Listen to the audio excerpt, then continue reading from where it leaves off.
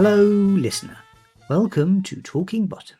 I'm Matt Brooks. I'm Paul Tanter. And I'm Ange Pearson. Why are we doing this like talk radio? I thought I'd mix it up a little bit this one. Yeah. Isn't it funny how we follow suit though? Yeah.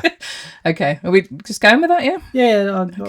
I thought you were doing a sort of, like a whispered intro into It's all the good. characters that we're doing this week. Because this week we're doing some people who are quite manic and chaotic. I wanted to juxtapose it with very... rather than doing it like a capital FM DJ. Hey, welcome to Talking Bottom. You're listening to us. Pin back those lug holes and listen to us now. That kind of... You mean rather than doing it like Richard and Adrian Dangerous, which would be, hello, listeners! Oh, welcome to Talking Bottom! Yeah, well, we shout all over it now? Shout all over the we can always cut this bit out later. Yes. Okay. I think it's good banter. So, welcome to another episode of our Many Faces of Rik Mayall series, where we scrape the bottom of the barrel of his other characters as we struggle desperately to try and remain relevant, as we have a book coming out. Yeah, I don't think there is a bottom of the barrel when it comes to Rick's characters, though, is there? This one certainly isn't, anyway. But is there a barrel of the bottom? I don't know what that means. I just thought I'd flip the words around because he's in a show called Bottom. So on the 2nd of November 1985, on the debut episode of Saturday Live, a mix between Evel Knievel and a failed cruise ship entertainer burst onto our screens. Utterly energetic and twice as violent, this double act is what happened when old-style end-of-the-pier variety acts discover petrol bombs. Dangerous by name and even more dangerous by nature. This week, we are talking about Sir Richard Dangerous, one half of the Dangerous Brothers, as well as their sort of kind of spin-off TV movie broadcast on the 5th of March 1987, Mr. Jolly Lives Next Door, as part of the Comic Strip Presents. Not officially the Dangerous Brothers, but we feel so similar, we wanted to put them both in the same episode. Guys, we are talking the Dangerous Brothers. And Dreamytime Escorts, isn't it? They don't get given character names in Mr. Jolly Lives Next Door, do Isn't they? that strange? I didn't notice that the first time I watched that. And it just says Richie and Eddie, kind of. But they are essentially the Dangerous Brothers, just kind of like lapsed into a slightly bit more seediness and sleaziness, aren't they? What's interesting is that I think Widnail and I came out in around 1986? Made in 86, released in 87. Okay, so it's really similar time, really similar characters, isn't it? They're these two alcoholic, like dirty, basically tramps. So that, we can go back to Waiting for Godot as well, that sort of like core feeling. Tramps who wear shirts. Filth, so it's all there. It's, obviously then it goes through into the, it's a prototype, we often say, for Bottom, doesn't it? But when you watch The Dangerous Brothers and you watch Mr. Jolly Lives Next Door, there's a loudness and for want of, we say this word a lot, but it's like anarchy, isn't it? Whereas by the time they got to Bottom, one of the reasons we love Bottom so much is because they perfected this act by then. And this is an act that they had been running and evolving since their days of 20th Century Coyote, isn't it? They did. It was 20th Century Coyote, and then when they took this act to the comic strip. In fact, there was, I think, Peter Richardson at the early days of the comic strip made like a little 40-minute little film about the comic strip, and there's a little clip of the Dangerous Brothers. You can find it online, and it's them at the time. Very much the voices are there. It's more like Rick and Aidan with their own hair, but they're there. They're doing their act live, and they're sweary as well, which is great. Yeah, I mean, obviously I wasn't there to see this, but I believe in 20th Century Coyote, they were the double act that were actually Adrian Bastard and Richard Bastard. Yeah. I have heard that. And that was the act then, and that developed into the Dangerous Brothers. Yeah, so I don't know which time that particularly switched in terms of the name change, but they're absolutely the same inherently, that double act. And as you said, Matt, like it's that kind of, if you at the end of the pier, but like on acid almost, isn't it? Like if you've got a petrol bomb down your trousers. But it also, I mean, what struck me on the rewatch of a lot of the Dangerous Brothers is the cartoon. I mean, we go on about the cartoon violence a lot about Bottom, but I mean that one where they've got the cannon set up and he's going to fire through several windows and a ball of fire and the brick wall and into the petrol in the bucket. That is just a live action Tom and Jerry setup. Literally, that gag has happened in a Tom and Jerry or Roadrunner or something where the cannon fires but doesn't launch them out and they just fall out like burnt and charred up, which is exactly what happens in the Dangerous Brothers sketch. And obviously like we said, the first time they were on telly is 1985, but they had been perfecting this act even since the late 70s. So this was the double act at the beginning, like this was what they put on stage. This was them. Yeah, can you imagine being in the Comedy Store and then bursting out onto the stage with this? And imagine being at the Comedy Store and their act started before they even got on stage, because and I did get this from this little clip from the comic strip film, but they got part of this documentary that Peter Richardson did on the comic strip was he had the camera on these guys and another act is still finishing off on stage, and they've got, and you know, acts will do that thing like where they'll have the mic live where they introduce themselves, that kind of thing. Yes. They've got their mics on, they're live, and so the audience can hear them, and they're doing this thing of like, you're supposed to whisper. Well, then why didn't you fucking whisper? There's a load of audience out there. You'll give it away. You'll lose the element of surprise, you twat. And so the audience is hearing this while they're off stage. Which is fabulous to do in the live arena, isn't it? Yeah. I mean, I think they first took it to the Edinburgh Fringe in 1980. They'd done Death on the Toilet as a play in 1979. And so, I mean, I've been to the Edinburgh Fringe. You've been to the Fringe, Matt. Like those sort of, you know, starting with like a little bit of like audio for, you know, like everything's going wrong already in a small space of the Fringe. It really makes the audience feel like they're witnessing something that's like, sort of, it's they've done that special. for their live shows as well, where putting in fake mistakes every time makes the audience feel like and it happens on telly as well. It translates on telly, but when you're in the room, it's just you don't know what's going to happen. It's that chaos that's so wonderful. Yeah, they come on with so much energy.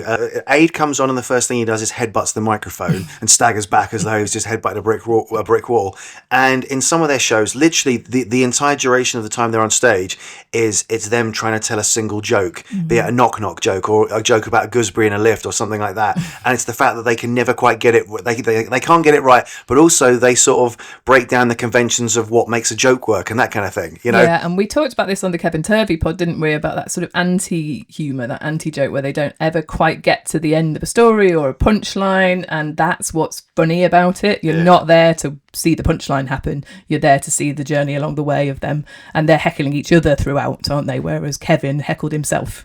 Where would most people have been able to see the Dangerous Brothers? And obviously they had a TV show of sorts. It was on sketches and stuff, and I think it was released on the bottom DVD. I've only seen there was a Dangerous Brothers VHS, which I had. And then I think a DVD, Danger Vision. But I thought those were just a compilation of the sketches they did on Saturday Live. So they never had their own show. It was just each week across, say, like 10 weeks of Saturday Live, they did all these sketches. And then at some point, some enterprising producer said, we can make money putting these out as a single video. Well, it was Paul Jackson, wasn't it? Who produced Saturday Live. Yeah. And I think Ben Elton either compared every single one of the Saturday Lives, or they shared it with another, I don't know. But I know Ben did the Resurgence one that was out a couple of years ago now on Channel 4. I think they called that Friday Live or Friday Night Live. And I mean, yes, so it was absolutely, they didn't have their own show as such. They were similar to what Kevin Turvey was, and it came up the 80s. It was sort of a 5-minute bit of anarchy, because you couldn't sustain watching it back to back, could you? 100%. On the rewatch for this, I was watching sort of 3, 4, 5, 6 in a row, and it is exhausting. It's a bit much, isn't it? Yeah. It's dialing up to 11. It makes me think of in High Fidelity, his rule of doing a mixtape. Like you start strong, then you go one higher, but then you need to take it down a notch, because you can't maintain. It's about peaks and troughs in comedy, isn't it? You can't have Ace of Spades or Smells Like Teen Spirit or every single song like that on an album, can you? Yeah. And that's kind of what they were the equivalent of. Absolutely. It fascinates me, the rhythm of when you watch a whole stand-up set from someone, they will really ride the waves of like riding up and down and tension building, and that, you know, and this is all just in your face. But it's not that you're not laughing at it. I wasn't bored. I was just like overawed by how much was screaming at me, because I've watched them before, but it's been a while. Am I getting too loud on the mic? You got well close there. It sounded like okay. Go on, sorry. No, I was just going to redo it, but it's fine, as long as it's all right. One thing I did find on the rewatch was seeing how many elements of their act as the Dangerous Brothers were things that they would go on to use in Bottom and other shows. So obviously we know that they've got a particular penchant for cartoon violence and that kind of thing, and setting each other on fire and things like that. But there was one where they were waiting behind what they said were 2 doors, but the doors are made of paper, and they're behind it and they're in silhouette and they're punching each other and poking each other in the eyes and stuff, and then eventually they burst through. But I'm looking at that going, that's the end credits of Bottom. Yeah, it's excellent, isn't it, that bit, because they're sort of like, oh, they're not going to know it's not real doors or whatever. And it's, again, it's that thing of they're talking to each other before the audience are allowed in, but we're hearing it, and that just gives you a wonderful kind of insight into their minds. And what I love is the one with the prostitutes as well.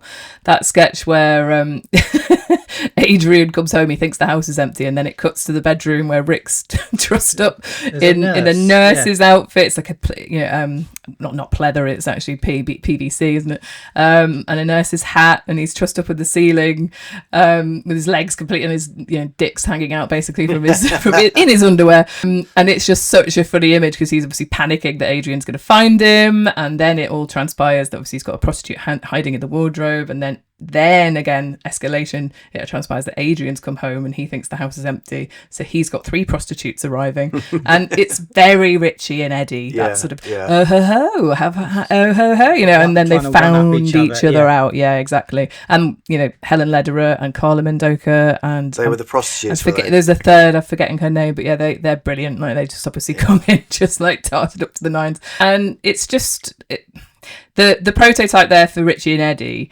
is you can't deny that sort of sexual undercurrent is there, but the difference is that Richie and Eddie, that they never repeated that, did they? They never had like, oh, we've definitely got a prostitute in the house, and then that they had Monica in the live shows, but they actually never went beyond just sort of the wind up of Madame Swish. I think so he met, and also Richie does say, I'm going to employ a prostitute when he thinks he's got a bunch of money coming. Yes, yeah, but they don't actually show it, do they? And the Dangerous Brothers are so exaggerated and so out there, I think it really works for them. Whereas on, maybe in an early draft of one of the episodes, they wanted to do that for Richie and Eddie, and it was smacked down. But I tend to think they maybe thought, within the context of Bottom, Richie can never get his end away, and that's why the Love Bureau came up, and the wonderful Helen Lederer playing Lady Natasha, and he nearly gets his end away, is so much funnier, isn't it? The character progression, wouldn't it? I suppose that you don't want to see. Yeah, because she is essentially, she's not a prostitute, is she? But she's there because she thinks he's got money. She wants cash. Yeah, exactly. Yeah. So it's a similar vein of humour that they're tapping into, but it's much less salacious. And you mentioned the over-the-topness and the outrageousness, and this is also seen in their violence, which is something that obviously Rick and Aid carry on through into Bottom and other things. So some of the other similar things that we see in Dangerous Brothers that we've seen in their other shows, over-the-top violence that is accompanied by in-studio sound effects, including punching, but also things like someone gets a kick in the bollocks and it gets a clang. Cartoon-esque stuff, like so in an episode of Bottom we see Richie saw off Eddie's legs, and then there's a sketch of the Dangerous Brothers where Aid is sort of flicking Rick the V's from a doorway. This is my favourite bit in the whole of the Dangerous Brothers you're going to talk about. Go on. Adrian goes off screen, then just leans out of the hallway and blows a raspberry and holds up what is meant to be for him fingers flicking out the V, but it's very clearly a fake hand. Like made of rubber or something, right? And shiny. then Adrian does that, and then Richie, Dangerous, excuse me one moment, very calmly gets a machete and slices the finger, like the hand between the fingers down. But and saws it, like... Yeah. And blood comes out, doesn't it? Like, matter of fact and slowly it happens. It fucking makes me roar. It's so funny. It really is brilliant. And that's another thing that in the live arena, you sort of get away with the crap props thing a little bit more, don't you? See it a lot in Edinburgh shows, like where people are using just like plastic prosthetic kind of hands and all that kind of stuff. Oh look, there's a plastic plane flying in front of us here. Yeah, exactly. But to me, that's a similar thing to in the old animation where you'd get the different cell of like one of the books on the shelf. So and that book's obviously going to get picked up now. Seeing the fake hand, knew his hand's going to come off or something. Yeah, it almost foreshadows it, but it's still fun. It doesn't matter at all. Yeah, well, I think it's funnier when it's obviously fake as well. So if it was too real, you might be wincing. Yeah, you love that paper mache Richie in Hole, don't you? Yeah. Oh my God, yes. I think that's so funny that it's so clearly a puppet, an effigy of Richie. That's where I've got to disagree, because I'm disappointed that it's so different. When you consider that Ed By told us that when Eddie comes crashing down on the piano, that's a dummy, that's a mannequin, and it looks really real. For the Richie one to look so... I'll tell you what the Richie one looks like. It looks like Rik Mayall when he's playing the deceased version of Alan Bastard with manky face, in The New Statesman. I mean, I had to say, the thing I love about that particular comedic moment is the timing of the "Don't you dare call me overweight young man," and then it crashing apart is what makes me laugh. Like the dummy doesn't take anything away from it for me. I just think it's absolutely superb. So we've been kind of all over the place here with what the Dangerous Brothers are.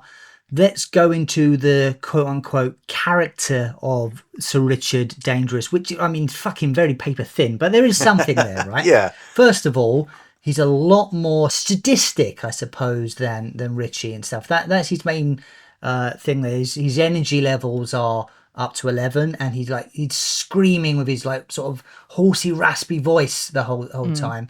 Adrian Dangerous is I think a lot stupider and more naive of the two as well. So I think the status Richard Dangerous holds it above Adrian, but Yes. other than that, there's almost and I would say that's a constant through their partnership of characters usually, isn't it? That Rick usually plays the character that's slightly more smarter than Aid's character. I think until bottom though, I know Eddie does go up and down in intelligence, but Eddie has the higher status of the two.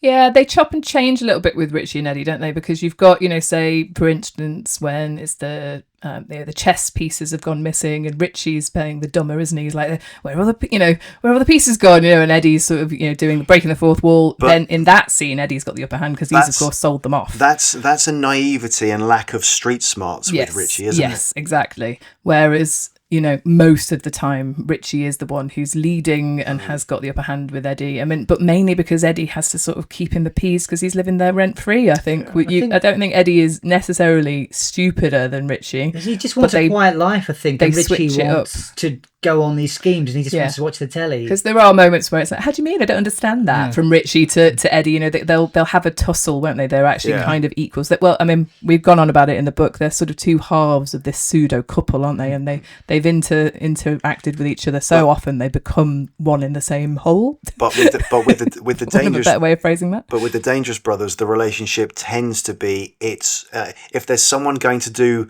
the really dangerous stunt, be it be shot out of a cannon through lots of things, have themselves literally set on fire, or jump off of what they call a tall building but they reveal to be several crash mats, it's always going to be Adrian Dangerous, isn't it? Richard Dangerous is actually a coward. He kind of cowers away from a few things in sketches similar to Richie. He actually wants, and Richie being, you do all the dangerous stuff, like that is still there, isn't it? And actually thinking about it for, bringing it on to Mr. Jolly Lives Next Door, it's exactly the same dynamic between those two there as well, isn't it? Like Richard, well, he's not Richard, he's Dreamytime Escort, is definitely got the upper hand over the other Dreamytime Escort. It's weird not having character names to give to them. So Rick and Aid in Mr. Jolly. Yeah, and it's a very similar dynamic basically. But interestingly, when I was giving it a rewatch, I did feel that they're almost too similar in many ways. They're both wanting the booze. They're both after the exact same goal, and it's not quite enough of a schism between them. That's why it feels like very Withnail and I. Right. They're both on the exact same trajectory. They're both the same side of a coin rather than two opposite sides. Well, I wouldn't say Withnail and Marwood are the same side. No. I'm talking about Rick, Mr. Jolly characters. I just mean like the fact that they're just after booze and they're just after money, which is very much similar to Richie and Eddie, but there'll be one or the other that's wanting something more than the other, and that's the tussle. I thought that Rick in Dreamytime Escort character mode was like Richie and Eddie fused together. Almost. Yes, exactly. Rick is actually not playing his traditional sort of slightly crap character very often. When you see him in Mr. Jolly Lives Next Door, they're both very, very similar. So I don't think Richie can handle a drink, but this guy can. He drinks a hell of a lot, as much as Eddie looks like does. it as well. I've got to say, the opening of Mr. Jolly Lives Next Door, simply the first 1 minute and 13 seconds, is like a masterclass in setting up your world and your characters, and like there's so just in a short amount of time. Okay, we know it's early morning because we know it's 7 a.m. They're being marched through a police station, so we know they're under arrest. Rick asks if there's a bar here, so we know what his interests are. When he's told no, he reaches into his jacket and pulls out a bottle and swigs from it, and that then prompts A to see it and try and grab it, and they fight over it, which prompts them to reveal that was the last of the drink, you bastard. I bloody stole it. That in that 1 minute 13 seconds, we're told so much. Got the characters, got what their lives are like, what the setting of this universe is. And then it's a twist that they're not actually under arrest; they're there to identify the body. Yeah. But at that moment, you think they're under arrest. Yeah, that's what's certainly right. So let's move on officially over to Dreamytime Escort's Mr. Jolly Lives Next Door. The plot of that is the two worst possible male escorts. I don't even know if they think they know what escorts mean. I think they think that escorting is taking someone out on a nice day or Well, something. I think they're doing it to rinse out their money to get pissed on someone else's dime. Yeah. That's what I take away from it. It's just like it's a scheme, isn't it? It's like Dreamytime. we're the escorts, we'll get given a good time and we'll show them a good time, which is just drinking ourselves blind in front of the client. So Dreamytime Escorts have an office set up next door to Mr. Jolly, who is hence the title of the thing, who's masquerading as an entrepreneur of something else, but he's actually a hitman, and they don't even know. On the door of Mr. Jolly, it's cuddly toys, isn't it? What? And that's a quiz question. So I was, Well, we've done that before, Matt, where we talk about. It's a key detail. We shouldn't avoid talking about things just in case it's a quiz question. Quiz questions, though, but okay. That's all right. We can still have it. You It's can a thing. still ask it. Okay. I think it's a key detail. Yeah. To be like, what's he got? So you say it. Mr. Jolly lives next door is because he didn't live next door. He works next door actually, but his next door business is a kids cuddly toy company thing, and he pretends very poorly. I think he forgets himself, doesn't he? Eddie. Oh no. Adrian says to him, "How's the toy business?" What? Oh yeah. While holding a dead body. It's a ridiculous ruse, isn't it? And you just wonder, why are these people turning up at this place, to buy cuddly toys from that dingy stairwell you have to walk up next to the shop, and it's all full of shit, isn't it? And then you wouldn't be like, oh, it's a cuddly toy shop. Those offices are like there are a lot of offices like that in London, especially if you go up like any door in Soho. Like the upper floors of these places are usually like shit holes where like everyone's using one shitty communal toilet that looks like the one in Train Spotting. How many escort agencies in Soho have you frequented, Paul?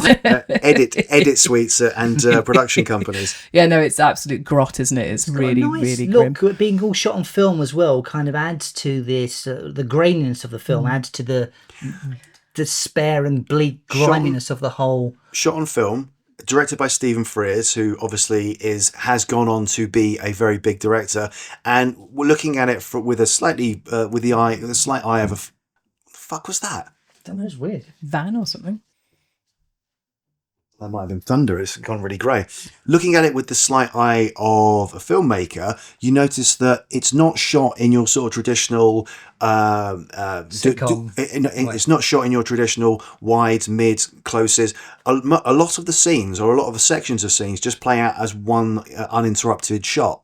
This does feel like a film more than some of their other work. This certainly feels more than. Yeah. The comic strip present them as, is it 50 minutes long there and thereabouts? It's, it is a mini movie. It's not a full feature film by any stretch, but it is shot as a mini movie. And I wonder how long they needed to search for somewhere that had that, the window between the two offices so you can see the blood spatter coming up. Silhouette again. They love that, as you say before. And also the hallway.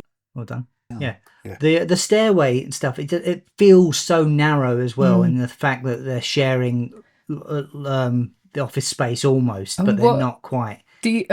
From what when you watch it, do you get the sense, and I think this is the case, but I'm just asking you guys, do you get the sense they have no idea what Mr. Jolly's doing? Definitely, 100%. Even though they've got that see-through window, it's the extra gag, isn't it? It's like he's wiping the blood off. I hate to say this, but that's part of the joke, isn't it? That's they're so oblivious that while blood is like pouring up over that window, they have absolutely no idea. They're just so pissed all the time, and they never take any notice of anybody else, basically. That's the one-upness of, you think, these would be the absolute nightmare people to live, to work next door to, but they've next door to a serial killer, really. It's really interesting that he hasn't killed them. Yeah, isn't it? So maybe that's but because anyone who walks in there, basically, within a few moments, is splattered across the wall. We haven't touched even upon the murder plot yet. Okay, so they get given a package of some money to take out Nicholas Parsons, a light entertainment game show host of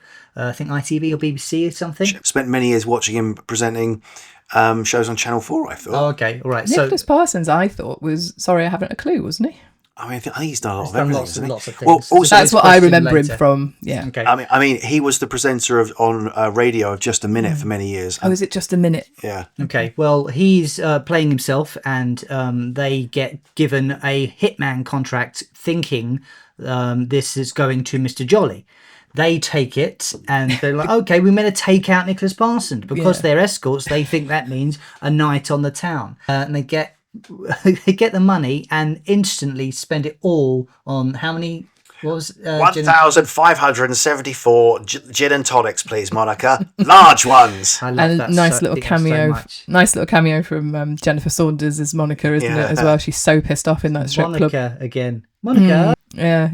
It's, I mean, the way in which they down all that, it's kind of Richie and Eddie that they just get that windfall and spend it all immediately. Like going down to the fairground and putting their money into just basically pursuing pleasure. And for obviously the Dreamytime Escorts, that pleasure is drinking.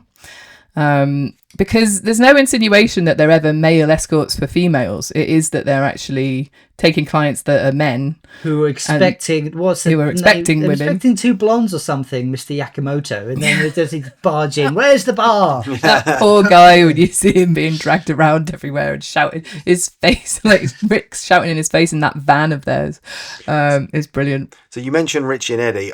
When I was watching it, I thought I need to write what I think a summation, a brief synopsis of the characters would be. And what I came up with was a pair of sweaty, scruffy, despite both wearing shirts and one of them wearing a tie, violent, bickering, petty, squalid losers who are driven by their base instincts. Does that remind you of anyone? Yeah, exactly. They're just grossly dressed, aren't they? Whereas Richie and Eddie are still, they're not in their sharp suits and they're not clean, but they're not filth. There's an Got a little added element. moustache. I really like that detail. Did you notice the moustache that Rick has? It's like a the spiv, Yeah. horrible horror. one. It Yeah. makes It is. him more seedy and greasy. Makes him look a bit like a spiv, doesn't it? Yeah, that's it, exactly. It's seedy and there's an added element of seediness and greasiness to these two that you see. And I'm assuming they've added to the makeup with it. They both look pale. They're like corpses. You know, when Rick is sort of like leaning, there's that. Who's he leaning? It's when he's leaning up, looking at Nicholas Parsons. The shot and he looks fucked. They look and like they would be half-dead. damp if you rubbed your hand against their forehead. You know, Clammy. Yes. Yeah. They've got to have had, the makeup department must have put some sort of horrible oil or whatever it is on them. Yeah. The costumes for Richie and Eddie are definitely a world apart in many ways, but actually they do look kind of trampish in terms of they're always smartly dressed, but it's kind of down at heel, but it's not in the same way. I love Rick's leather jacket in this. His shirt and his leather jacket. I think he looks kind of quite stylish, but I know he's grotty and he's I feel like he was stylish and he's kept the same outfit for 10 years. Yeah. You know? Yeah, That's exactly. how it feels to me. In that similar way, What you mean though? they don't have any other outfits to wear. That's all they've got, what they're stood up in. So another similarity, physical comedy. There's a lot of great physical moments in this. Things like Rick falling out the window. Yeah. And something else that you guys can come up with. Well, before the Rick falling out the window, there's that brilliant bit with the pail. It's like a bucket pail, isn't it? That's on a window outside the window, and he just drops him, and then all that, because they're trying to like swipe stuff off the what they think is gin, and it turns out to be tonic, exploding tonic. Because those heavies have come in and laced it. Because Mr. Jaime Henderson is so oblivious to the fact that they're trying to muscle in on him, just doesn't get it at all. Yes, just too nice and British or something. Isn't it? No, you don't understand. There might be an accident. We mentioned it, just to give another example. We mentioned earlier the hand, obviously, in the Dangerous Brothers sketch that looks really not real. But then when they're in the morgue and they're handed those two arms and they have the fight with them, they look so very real, don't they? Those torn off limbs that they're fighting with. Starts with when they get handed them. The first thing Aid does is he tries to pick his own nose with the finger of one of them, and then it descends, doesn't it, into little slabs and things. And it's that wonderful thing of like, it's kind of a bit of a TV trope, but when you see it and it's done well, it works brilliantly. Which is the serious thing going on in the foreground, which is the chat with the medical examiner and the police officer, while in the background something funny is happening. In this case, two grown men having a petty bickering fight with severed arms. Oh god! I mean, in the wrong hands. That could be really macabre, just too dark, just not actually funny. But the way they play it is very, very, very funny. And with that, let's have a quick word from our sponsors.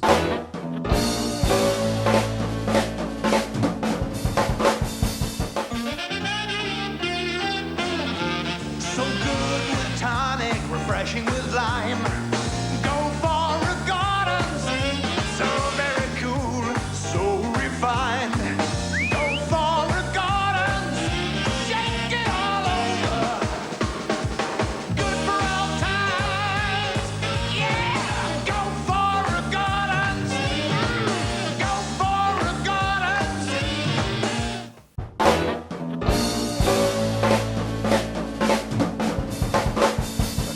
In a weird way, the Dreamytime Escorts, they kind of, in a weird way, remind me of Spud Gunn and Dave Hedgehog. You know what? I was earlier on when we were talking about how they look. I was going to say Rick looks like his hair's been slicked down with the same lard they probably put in Spud Gunn's hair. You're right. There is something of that, isn't there? Yes, yeah. I wonder whether, taking those elements is what they sort of informed Spud Gunn and Hedgehog with in terms of their look. Certainly, I mean, they're not smart. Are they like Spud Gunn and Hedgehog? They're not scheming as such. They're just wanting to find drink where they can find it. If you put Richie and Eddie through the triplicator in Red Dwarf, would the Dreamytime Escorts be the evil versions of them? That's good. That's very good. Yes, I think so. Yeah. And like the Dangerous Brothers wouldn't be evil, would they? But they'd potentially be another sort of element of the personality, just the violence coming out. Yeah. If you distilled just the violent element of them. So the Dangerous Brothers, go back to them for a second. Is this within the reality of their world they're presenting on television, right? Is this their biggest ever gig, or is this them on the downward slope and they used to be better entertainers and are now has-beens? I think that it's that they're at the top of their game, surely, to be on telly at that point. I mean, it's hard to say, isn't it? Because you can't really look at any of the Dangerous Brothers sketches and get that sort of dug down into the characters. Although it did strike me, the brothers are part of it. That's an act, isn't it? Yeah. They're not actually brothers. It's just we'll call ourselves the Dangerous Brothers. Yeah, I suppose so. I never really thought about that.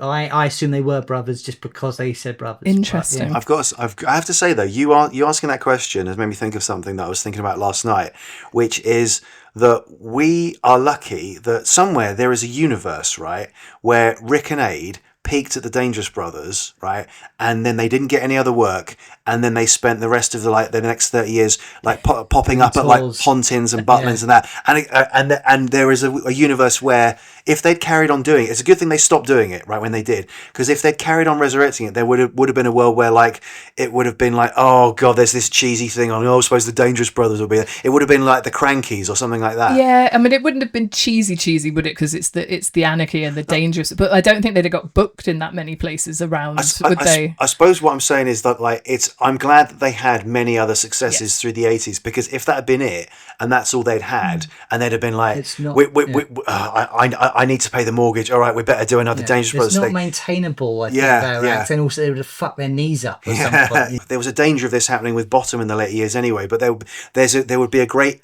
indignity if they were still at this age, like coming on stage, grey hair, going, wah!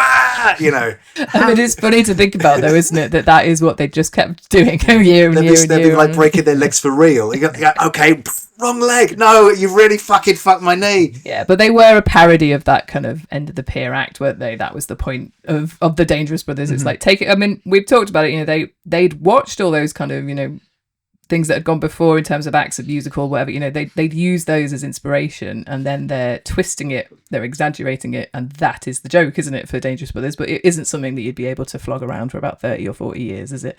Thank goodness they moved on, and Waiting for Godot, I think, must have been a real turning point for them, doing that live on stage, and then obviously having Bottom lined up as well. Although the Dangerous Brothers TV things weren't live they're live in the fact that they were recorded in front of an audience, but then everything's live if you get into that kind of much detail, but they're very much, those two live in a live performance kind of bubble, what I mean? Just thinking about it, actually, they're kind of reminiscing about the Dangerous Brothers in Bottom Live 3 when they did the Great Arsehole and Norman. Yes, yeah.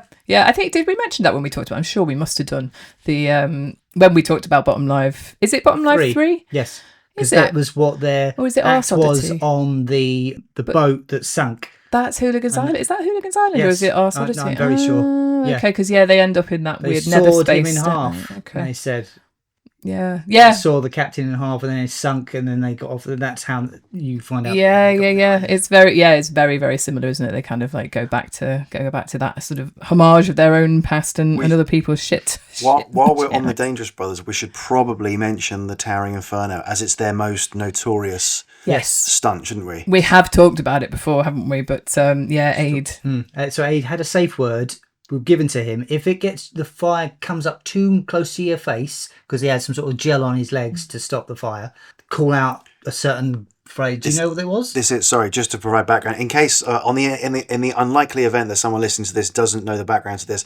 This was a sketch where Rick throws petrol on Aid and sets him on fire. So yes, Matt, you were saying Aid had a safe word that he was going to yell out if the flames, which licked too high very fucking quickly, were to lick too high. He was going to yell something to the crew and they'd run on with fire extinguishers, right? Which he just forgot, and then he starts. They cut to like a freeze frame, and then he comes on. Because he falls off the chair. Well, he jumps off the chair and lies down, doesn't he? And then when I first watched that sketch, I didn't know that it had all gone wrong. I thought part of the comedy joke was that they were pretending it had all gone wrong. So it's like, oh, well, can you spot what went wrong, viewers? Because they go from the freeze frame to that. And it's I mean, I love. Aid's talked about it in recent years, I think, hasn't he? Where he's just like, the safe word, I was just shouting for help. He was shouting out other names or something. Susan, Jonathan, or something. Of course, like in that situation, if the safety people are expecting, oh well, if he's in character, he's going to yell, "No, stop, help!" So I'll ignore those and I'll wait for him to yell "banana" or whatever the fucking code word is. Yeah, but like it was such a great way that they then followed up on it to have show it, have the freeze frame, and then Aid walk on screen going, as you said, can you spot what went wrong, viewers? Just kind of laughing at it. I mean, I don't know if he sustained did he ever talk about whether he got proper burns? Because the thing is, even if you're wearing flame-proof trousers, you can see the flames lick up to his chest, and he has to sort of lean his head away. That's why he jumps off and goes on the ground, I think. Yeah, because at that point, the flames are now not going. An instinct, get as far away from the fire as I can, which is me, so I can't get away from it. Very, very fun. I mean, and thank goodness that it did all end well. and obviously Aid got over it enough that in series 3 of Bottom, he then let Rick set him on fire again. A bit less this time, but still on fire nonetheless. Oh, Marjorie! Yeah, I absolutely love that with the penny and everything. So talking about Mr. Jolly, I think we should give brief mention to the appearance of comedy legend Peter Cook, who appeared as Mr. Jolly in the show. Yes, it's not shown straight away. It starts with the back of his head, and it's a kind of a surprise reveal almost. Yeah. Wait, is he dragging a body down the stairs? Is that on the stair? They cross him, don't they? On the way yes, I think so, yeah. But I mean, just in terms of actually them casting him, this was a point that Peter Cook was a big comedian in the 60s. He did be on the Fringe. People would know him from his show with Dudley Moore and the character E.L. Whisty and their Derek and Clive sessions and that sort of thing. And by this point in the 80s, he wasn't really that big when it came to comedy acting anymore. I think this would have been after he'd done Whoops Apocalypse, which didn't really, create a huge splash, the film that is. He played this insane Prime Minister in it. Him and Rik Mayall are the two best things in that film, and sadly they're not in a scene together, but they got him to play Mr. Jolly, and I feel like them having him play Mr. Jolly would be a bit like if someone of our generation was lucky enough to cast Rick or someone like it would kind of be a bit akin to Greg Davis having him in Man Down. It's casting your hero, isn't it? Kind of thing. Yeah, and obviously this was a one-off Comic Strip Presents, but yeah, I mean, I used to cry with laughter at some of the Derek and Clive tapes that my brother played me when I was probably too young to hear a lot of those. And Rick and Aid were big fans of Peter Cook, of course. Yeah, it's amazing that they got him, but also how incredibly special that you could see them interacting. I mean, they don't have that many scenes together in this, do they? But I mean, the way in which he plays this deadpan, and the fact, obviously, the Mr. Jolly as the pseudonym. You couldn't find anyone who's less jolly, could you? Similarly done in Psychoville when you have Mr. Jolly and Mr. Jelly from Reece Shearsmith. And in that is brilliant. And I wonder if that's a nod, actually, in a way, to what they've loved growing up. Well, Reece and Steve. I would love to have. One thing I will say about it that I feel like if I was doing it, I would do it differently, or I would like them to have improved it in some way, which was the ending. It didn't really feel like Mr. Jolly and Love Bucket had like a proper resolution. It should have ended either with Jolly killing Love Bucket and his gang, or Love Bucket going, "All right, Jolly, we've got a new job for you," and then put scrolling open like a picture of Jeremy Beadle or something. This is your next, because they have a scene together and then that's it. And then they push, and then the sort of mid over the credits, Rick pushes Aid into the water, and it almost feels like an ad lib. I Well, suppose. yeah, it was sort of, I guess, so in case they wanted to bring them back, it was like they're not gone. You know, they didn't die in that. They are still going, maybe, was the decision to have that little sting at the end with the canal. Peter that- Richardson, there's a big cast in it, obviously. What did Peter Richardson say about Mr. Jolly and the characters in Mr. Jolly? He said they were a prototype for Bottom, didn't Yes, Yes. that's what I always kind of thought, but rewatching it, I do think it's more the Dangerous Brothers movie than the Bottom, because it's but certainly a prototype is not quite right. It's kind of a weird bridge between. It is, There's isn't it? absolutely undeniable elements of Richie and Eddie. All around the sort of same time in the late 80s, Rick and Aid were clearly obviously doing new projects and trying different things with their characters. When you look back, you could see very clearly those elements are there. So, do you think Richie would get on with Sir Richard Dangerous and Sir Dreamytime Escort? I think Sir Richard Dangerous will probably rape Richie. Jesus Christ. Or kill him. Or rape him and kill him. Well, maybe he'd finally get him that prostitute. That would be good. Rick's character, Mr. Jolly, would probably steal all of Richie's money, if Richie had any money. And Eddie would take them out drinking. Or on their money, though. Eddie would often get on with a lot of these characters because just Eddie likes to drink and stuff. But that's... If they'd just done a job and they had a wad of cash and Eddie could rinse them dry in the pub, then they'd get on like a house on fire, wouldn't they? Well, maybe they would get on with the fact that both Dreamytime Escort is friends with a very violent drunk. Him, Eddie and Dreamytime Escort are quite similar. I think Richie is maybe a little bit more intelligent than Dreamytime Escort, or at least sober. Yes, I think Richie would recognise danger better than Dreamtime Escort, for sure. Yeah. I mean, it's an interesting thing to ponder, isn't it? But I don't think they'd, the question, would they get on? I don't think Richie got on with anyone, really. Everyone got bored by Richie, didn't they? Time and time again. So they would probably fuck off and leave Richie talking in the corner. Do you think and get a drink down them? Dreamytime Escort and Sir Richard Dangerous are virgins? Ooh. Well, we know from the fact that Richard Dangerous and Adrian Dangerous are hiring prostitutes that potentially they have lost their virginity, but we do see Richard Dangerous strung up in a nurse's outfit waiting to be whipped. So who knows if he's actually ever paid them for full services, as it were. Yeah, exactly. So maybe that's his kink and he's not gone further with the bird. We don't know. But I think almost certainly yes for Adrian. He was about to have a threesome. A foursome? Well, do you know what I mean? 3 of them. Yeah. But so I mean, it's one up from a threesome. I mean, Yeah. we've all He had might threesomes, he but might foursome. He might good just be God. watching. We don't know. But I've had a lot of onesomes in my time. So, what do you think is so funny about the character's confidence? The character's confidence is so obviously fake. Do you know what I mean? There's some again, it's the crapness deep down in one of Rick's characters that just appeal to me so much. I think, is it just a lack of, lack of self awareness? Does he know he's a fraud? You think? Maybe not. I don't know. no, I think if we're talking about the Dangerous Brothers, they believe in their act entirely. They do, don't they? They're selling it. Yeah. They're absolutely committed to the bit, even though things are going wrong.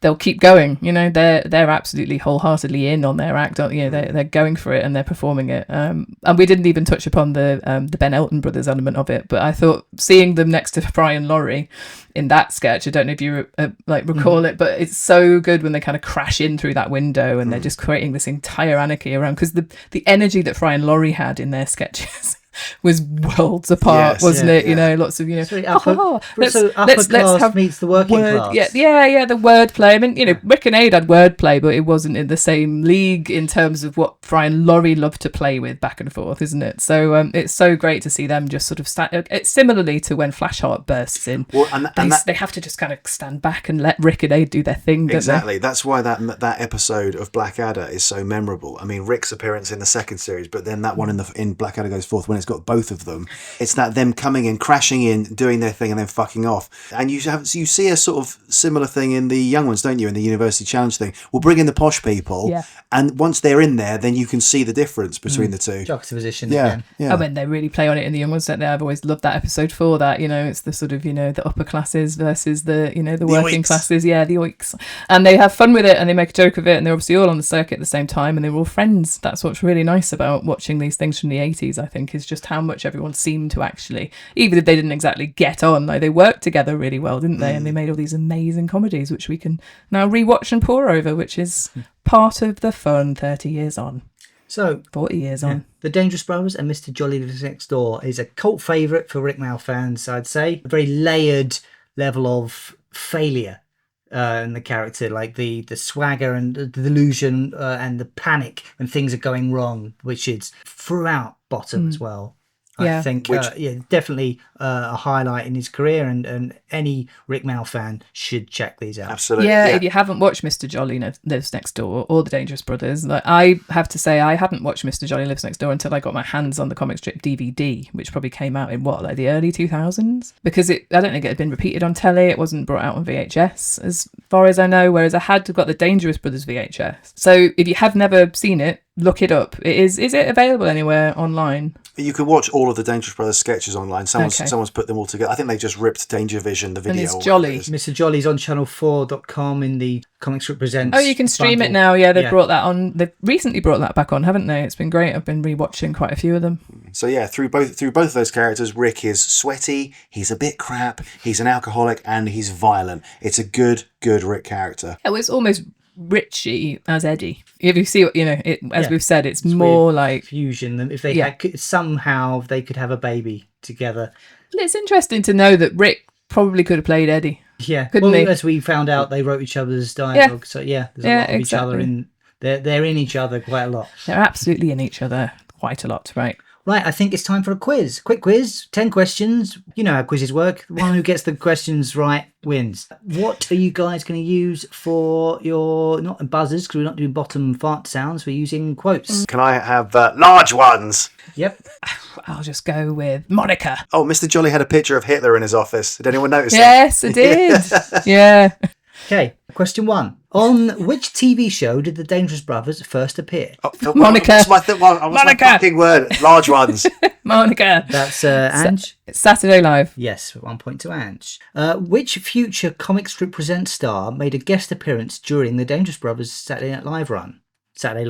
What, in a particular sketch? Or... Yeah. Large ones. Helen Lederer. Right, can you repeat the question? Right, which future Comic Strip Presents star? So someone who was in any of the Comic Strip Presents. Okay. Okay, so then maybe you could count Helen Lederer. She's been in a Comic Strip I Presents? don't know. That maybe. But that's not who I'm thinking of. Okay. Comic Strip Presents star made a special guest appearance during a Dangerous Brothers episode. Large ones. John Bird. No. Monica. Jennifer Saunders. It was Jennifer Saunders. That's 2 to Ange. Question 3. What legal concern nearly got the Dangerous Brothers banned from Channel 4 in their early development? Large ones. Maybe it's not Channel 4, but yeah. All right, I'm going to say it's not something as obvious as they were drinking too much. It's going to be something like shoving fireworks down your trousers or holding fireworks, something like that. Yeah. Well, so can I expand? I reckon it will be that they thought kids would try these things at home. I'm going to give it to Paul because it was the excessive use of real fire and live pyrotechnics during the rehearsals. Oh, really? Yeah. Okay. And it's like, well, this is the fucking rehearsals. You're going a bit overboard. I would want to do it during the rehearsals. I don't want the first time it happens to be when I'm performing it. Yeah. That's when you push it and then you dial it back if you need to, right? Okay. Next question. How much are Rick and Aid's characters paid in advance by the gang? Large ones! £3,000. Yes. And 1 point to Paul. That's 2 apiece. Next question. What brand of gin do Rick and Aid keep referencing as their favourite drink? Monica. Beefeater? I'm afraid not. Large ones. Gordon's. It is Gordon's. Okay. Bollocks. I hate Gordon's. Alliteration, Even isn't it? more now. Gordon's gin. I swear they were drinking the Beefeater one. What is the fake job that Mr. Jolly pretends to have? Large ones. He runs a fluffy toy company. Yes.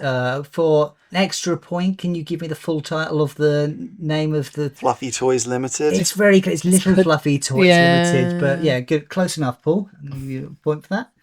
Which pop star's music does Mr. Jolly Large ones. play Tom Jones. during his murder? Specifically, it's not unusual. Yeah, it's very Jones. good. Okay, Paul, you're running away with this. What game show did Nicholas Parsons host between 1971 and 1983? Large ones. Was it? I'm going to say 15-1, but that was William T. Stewart. I don't know. Go on. I don't know. God, I'm racking my brain because I should have looked up Nicholas Parsons. I don't know. Blankety blank, even though I know it's wrong. No, it was Sale of the Century. Of course. Which I'd never heard of before, actually. Yeah. You It's never heard before of it? our time, but yeah, I've heard of it. But Okay. yeah. So's Mr. Jolly, but we've Okay. heard of that. You mentioned before Mr. Jolly Lives Next Door was directed by Stephen Frears. What film did he direct that shares half of the name of The Dangerous Brothers? So a film that has either Dangerous or Brothers in the title. Large Ones, Dangerous Liaisons. Yes. Yeah, okay. My brain can't keep up. Yeah. He didn't direct Step Brothers, did he? What was the name of the band episode, which was the last one in the compilation of The Dangerous Brothers? Banned. Do you mean banned as in it was banned from TV? It was banned from TV. Large Ones, The Towering Inferno. No. No, what did they ban from? So okay, they banned a particular episode of Brothers? Yeah, so it wasn't broadcast, I suppose. And was it the prostitutes one then? Yes. Okay. I don't know if that has a particular It's title. called Kinky Sex. Of course, right. Oh yeah, was that because it was too rude then? Because Rick was in the outfit. Yeah, I think we did speak about that in a previous one. Yeah, okay. I love that. Do I get a point for that? I love that. you can have a That's what gets banned. Not setting him on fire, not pretending to shoot each other directly in the front of the head. But he's dressed like in a bit. He's dressed in kinky clothes. It is very kinky. She'll have to have a one-some about that later on. A menage a un. Go on. Sorry, Matt. What were the scores? I've already had several. I'm going to ask one more question. I thought I'd asked too many, but then you think that I hadn't asked enough. I can't. Well, I'll ask another question. You can't catch up anyway, Anne. So if you try for it anyway, how much does Rick's character charge their client, Mr. Yakamoto, for a can of beer? Large on the way ones. to the club. £8. £8.60, and then they have two. So it's £4.80, and then he basically takes. I think he takes then Okay, a note and then just keeps the change. Right. Okay. Yes, Paul, we ran away with that. If we count, well, you didn't get that one right. So, but 6 points to Angie's free. Okay, cool. Thank you very much. I have to admit, I have obviously watched all of them, but I haven't watched Mr. Jolly back to front and loads of times. I've seen it a lot, but I've not seen it as much as seen other things. So it's not there in the noggin. Hidden gem in their catalogue. It is. It is very worth the watch. I have to say, it wasn't one that I've gone back to a lot though. So it's been really nice to go back and rewatch it for this series of Rick, because it isn't one that I would say show to a lot of people. Say, oh, you must watch Rik Mayall stuff. Watch Mr. Jolly. First thing you said similar about Kevin Tovey. Paul, I definitely would have this fairly far down the list of Rick's characters. Dive of Rick stuff, I think, and Dangerous Brothers even. They're a bit too much, aren't they? So it certainly wouldn't be the first thing that I'd say, oh, watch this that Rick did. But it's so nice to go back and watch them all now, isn't it? It work better watching a sketch a day instead of watching them all at the same time. I think it's diminishing returns. Yeah, it's a lot of fun. I mean, like I say, live in the... I mean, if I had a time machine, my God, would I be at the Comedy Store wanting to watch them do this act. You imagine following them, going after that. Oh, shit. The energy in the room now I've walked on, it's just like, if they had a decent, compare, promoter, whoever decides the lineup act, that you'd either have them going into the interval, wouldn't you, or you'd have them coming on first after an interval, or they'd close the show, because it is very difficult. Alexi Sale was the Alexi Sale and Keith David were the compares, weren't they? The comic strip. Well, I mean, there was definitely a lot. Do you mean Keith Allen? Yes. Who did I say? To Keith David. Lee Corn was a compare. There was loads of people who compared at the Comedy Store that I'm sure we don't even. Can't even say all of the names, but it would have been amazing to be there seeing Rick and Aid do their thing. But how great that the Dangerous Brothers actually got released, and it's it's there for us to see, isn't it? That was definitely the essence of it all, the antics on telly. Give them a watch. Well, thank you very much, listener. We will be back next week for another episode of The Many Faces of Rik Mayall.